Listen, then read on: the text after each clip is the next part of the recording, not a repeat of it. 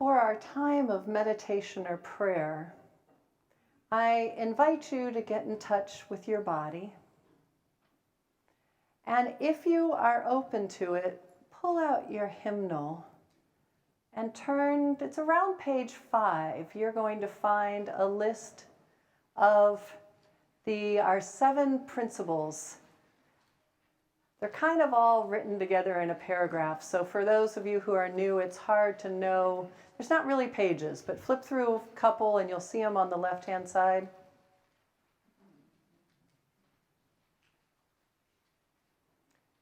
The left-hand side on the top. So get in touch with your body, calm your mind, and take a breath.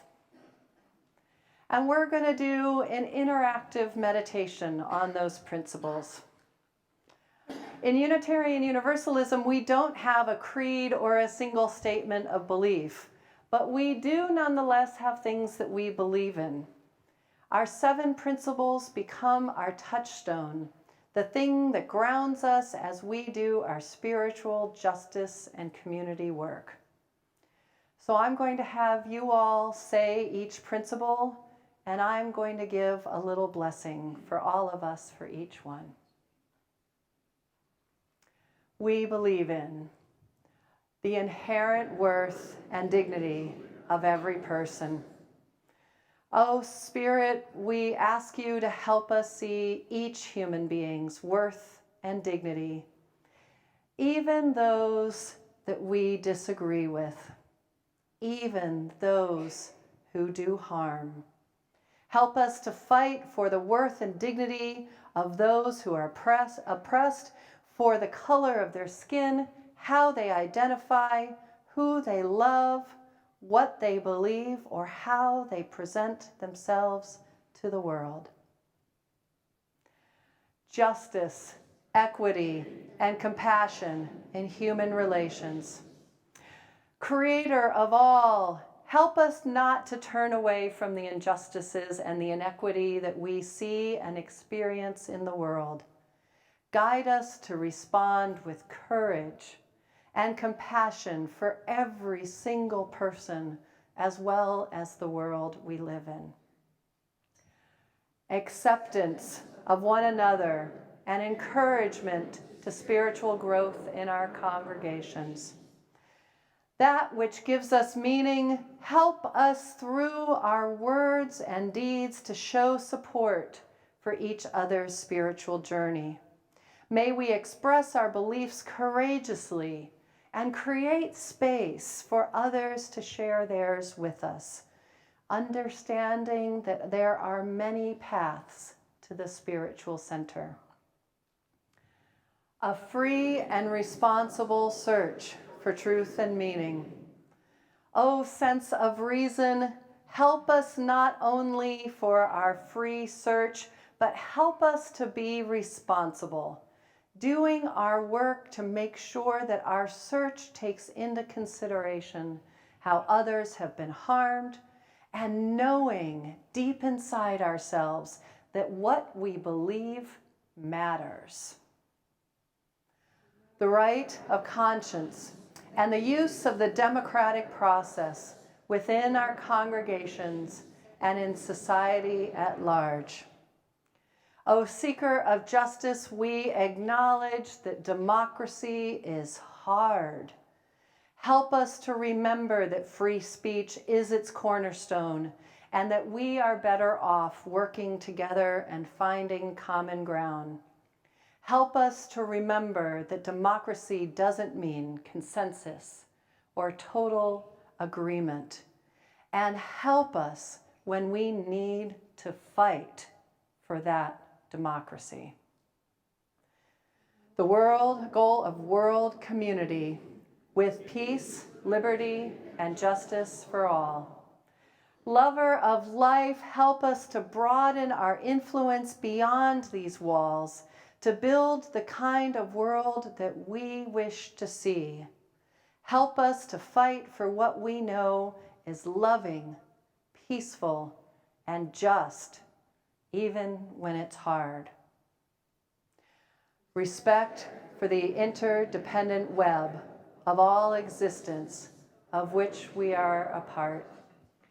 O great earth, universe that surrounds us, we know that we are intimately connected and profoundly dependent on one another, with the earth at the center of our well-being. Help us to remember that all creatures of the earth and the planet itself are impacted by our actions. For all of this, for what we accomplish, and for where we fall short, we are grateful. May we take a moment and consider what these principles mean for us.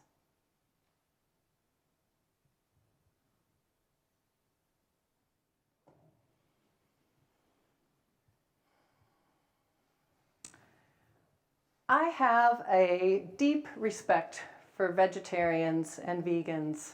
How many of you are vegetarians or vegans in the room? We had a lot in the first service as well. I respect people who have such deep convictions that they make lifestyle changes and live in a way that fits with their values. There are many different reasons why someone may consciously choose a vegan or vegetarian lifestyle. So one of the things that I like to do is to ask people why they became vegetarian or vegan. For some, it could be because it significantly reduces their carbon footprint. For others, it could be for health reasons. And it could be because they have such an affinity for animals that they can't imagine eating another sentient being. Being curious and asking why can give you a lot of insight into another person. That's also why it's one of my favorite questions to ask somebody, what made you decide to come to a Unitarian Universalist congregation for the first time? Or why are you a Unitarian Universalist? I first stepped into a UU congregation with my friend Sam. We were in our early 20s and he was entering a 12-step program and going into recovery. And he was looking for a congregation that could be as expansive as he was figuring out how to lean on his higher power. He asked me if I would go with him. He didn't stay, and I never left. I remember being astonished that something like Unitarian Universalism existed. The whole morning was a series of, wait, what? Moments for me. Did any of you have wait, what moments when you first stepped in? There was like, wait, what? There's no creed or statement of belief that I have to agree or disagree with? Wait, what? There's atheists and pagans and Jews and agnostics and Buddhists and Christians all together in one place? Like, wait, what? There's no bishop making your decisions or people on high picking all of your leaders? Wait, what? So I've heard a number of you tell me that the first time you stepped into a Unitarian Universalist congregation, even this congregation, that you were hooked. In fact, I heard some of you say that you cried.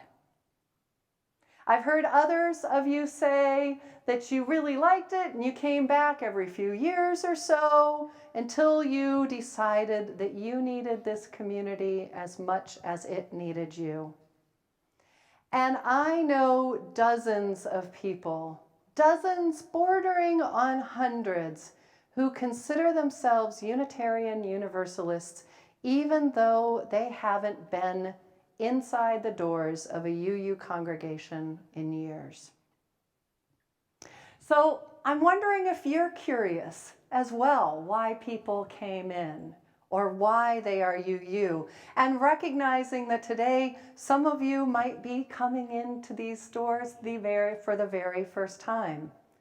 So I'd love for you to turn to somebody nearby Ideally, not someone you walked in with. And ask 2 questions. What brought you in the first time? And if you are, why are you a Unitarian Universalist? So I'm going to give you about 4 minutes. So it's the short conversational version, not the novel version of the story. Okay, go.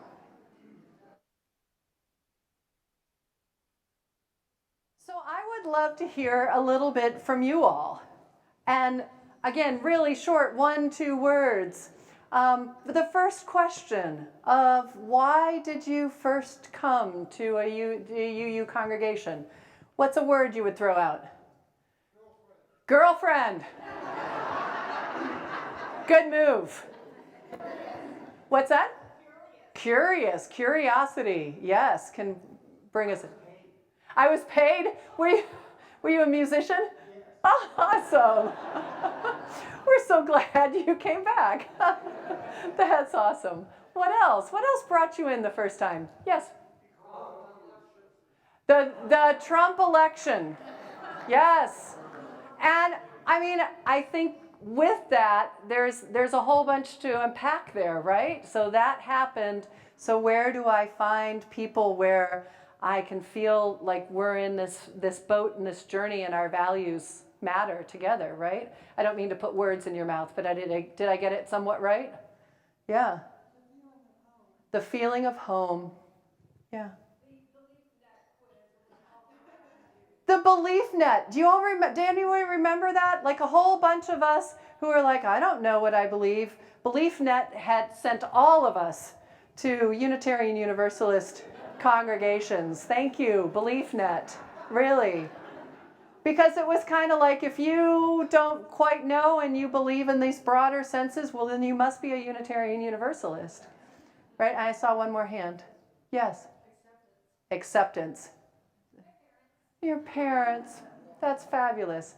So the second question of why are you a Unitarian Universalist, for those of you who are? I mean, what makes you continue to be? Yeah, buddy. Community. Community. What else? Yeah. The feeling of home. It's the same thing. Inclusiveness. Yeah. I don't think, so that answer is, I don't think anyone would take me as I am. Those last 3 words are actually really important. As I am. Social justice. Self-assurance from one of our young people. What a fabulous answer. That's wonderful. Did you all learn something from that experience?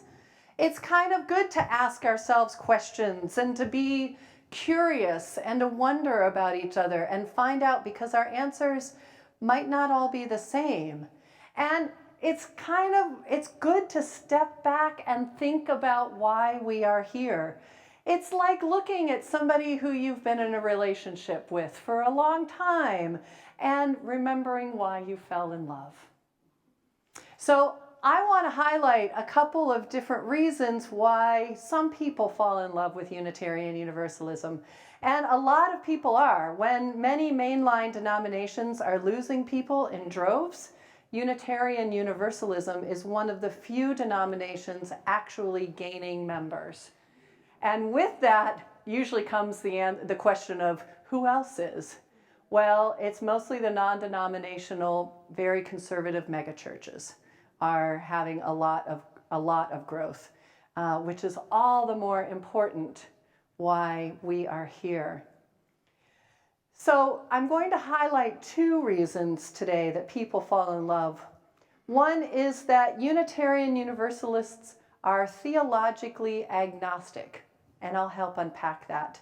And that Unitarian Universalists believe that our actions in this world make a difference. So let's look at the first one. Unitarian Universalists are theologically agnostic. I'm borrowing this term from one of my mentors, Reverend Christine Robinson. Agnostic is a theological term that means when it comes to God, you're kind of, I'm not not sure. And some UUs actually define themselves as agnostic. But I believe that we're all a little bit agnostic. Because think about it. If you were absolutely sure, completely confident, would you be here exploring other ways to think about it? Even if we are convinced that there is no God and science is the only answer to anything, many of us listen to people, and we might hear someone speak about their belief in Buddhism and find ourselves going, that's really interesting. Maybe there's something in that I can learn. But I want to be clear that I disagree with the concept that UUs feast at the theological buffet of religions. And it's kind of the idea of, I'll take a little bit of this and a little bit of that, and I'll stir that together and make my own gravy. And I disagree with that. That's where the free and responsible search for truth and meaning from our principles comes into it. We can't just irresponsibly eat everything from the buffet. We need to think about it, see how it fits, ask good questions, and then responsibly care for our spiritual self through that lens. Instead of the buffet metaphor, I like the metaphor that we are the faith of NPR. You laugh because it's true, right? Really, I think it fits us because here's several things how that metaphor works. We value being informed. We want more than a 30-second soundbite for something. We understand that there are complexities and nuances, and we value educating ourselves and making intelligent decisions. Maybe I would just rather think of myself as NPR than the Golden Corral buffet.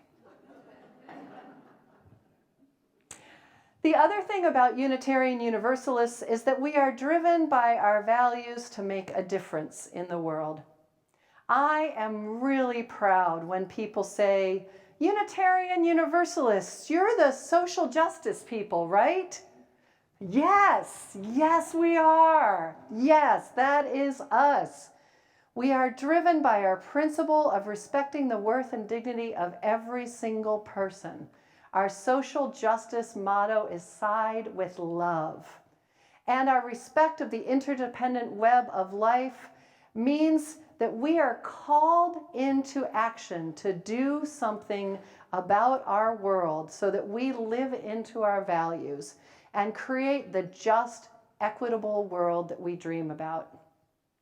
Honestly, I think it's very related to the first concept because we are not obsessed with talking each and every week about the one thing that we believe. So we are fine living in the questions of our faith. And so we've got all of this extra time to think about how our faith calls us to be living in the world. To put it more simply, other religions have an emphasis on getting souls from earth into heaven. We emphasize bringing heaven to souls on earth. If we are called to live our values in the world, then we cannot reasonably look away when we see injustice. That means we need to look squarely into the face of systemic racism and how our culture centers white thinking, and do something about it both in ourselves and in our society. We can't look at our immigration process and how we are separating families at the border and comparing human beings to animals. We have to do something about it. We can't just gloss over it when somebody says something that degrades our LGBTQ siblings just because they think it's funny. We have to say something. Many of us did that over the last weekend at the Thanksgiving tables, yeah? And I'm grateful. I'm grateful for that.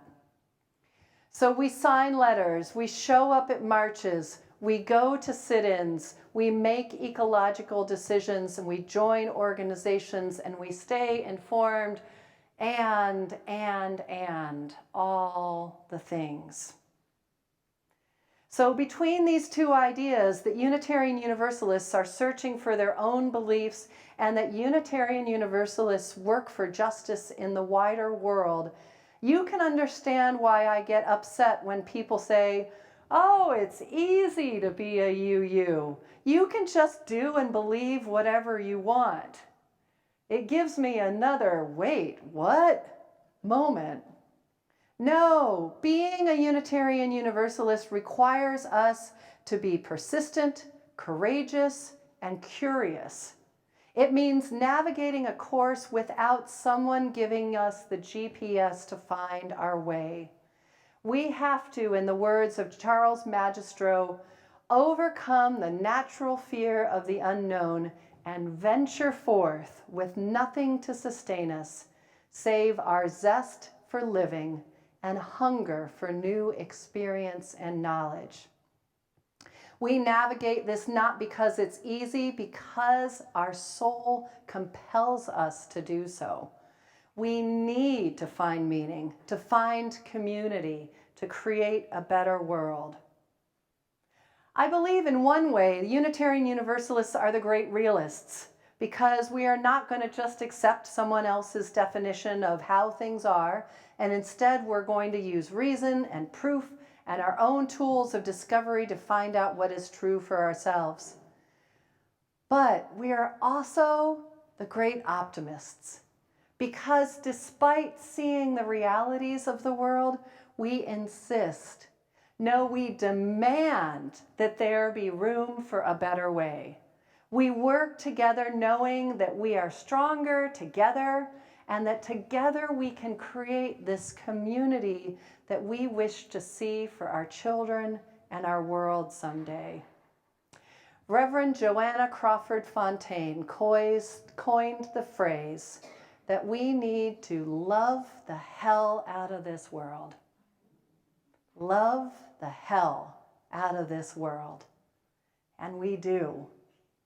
And we must. And we will. So might it be. Amen.